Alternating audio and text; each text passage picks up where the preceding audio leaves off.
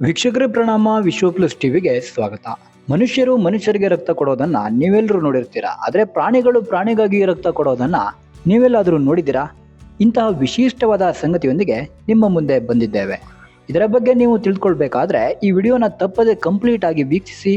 ನೀವೇನಾದರೂ ಮೊದಲನೇ ಬಾರಿಗೆ ನಮ್ಮ ಚಾನೆಲ್ ಅನ್ನ ವೀಕ್ಷಣೆ ಮಾಡ್ತಿದ್ರೆ ತಪ್ಪದೆ ಚಾನೆಲ್ ಸಬ್ಸ್ಕ್ರೈಬ್ ಮಾಡ್ಕೊಳ್ಳಿ. ಈಗ ವಿಷಯಕ್ಕೆ ಬರೋಣ.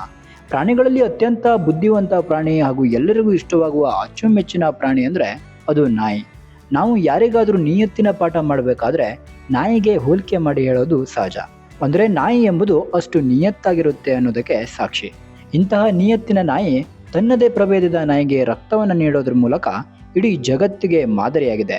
ಇವತ್ತಿನ ಕಾಲಮಾನದಲ್ಲಿ ಮನುಷ್ಯ ಇನ್ನೊಬ್ಬರಿಗೆ ಸಹಾಯ ಮಾಡೋದಿರಲಿ, ಇನ್ನೊಬ್ಬರನ್ನ ತುಳಿದು ಹೇಗೆ ಮೇಲ್ ಬರಬೇಕೆಂದು ಯೋಚಿಸುವ ಕಾಲವಿದು. ಅಂಥದ್ರಲ್ಲಿ ಒಂದು ನಾಯಿ ಇನ್ನೊಂದು ನಾಯಿಗೆ ರಕ್ತದಾನ ಮಾಡಿರೋದು ಗ್ರೇಟ್ ಅಲ್ವಾ? ಇಂತಹ ವಿಶಿಷ್ಟ ಘಟನೆ ನಡೆದಿರೋದು ಬೇರೆಲ್ಲೂ ಅಲ್ಲ, ನಮ್ಮ ಕರ್ನಾಟಕದಲ್ಲೇ, ಅದು ಸಹ ನಮ್ಮ ಕೊಪ್ಪಳ ನಗರದಲ್ಲಿ. ಅನಾರೋಗ್ಯದ ಕಾರಣದಿಂದ ಬಳಲುತ್ತಿದ್ದ ಪ್ರೊಫೆಸರ್ ಬಸವರಾಜ್ ಪೂಜಾರಿ ಎಂಬುವರ 9 ವರ್ಷದ ಲ್ಯಾಬರ್ ಡಾಗ್ ಎಂಬ ಸಾಕು ನಾಯಿಯಲ್ಲಿ ಹಿಮೋಗ್ಲೋಬಿನ್ ಪ್ರಮಾಣ ಅಗತ್ಯಕ್ಕಿಂತ ಕಡಿಮೆಯಾಗಿತ್ತು.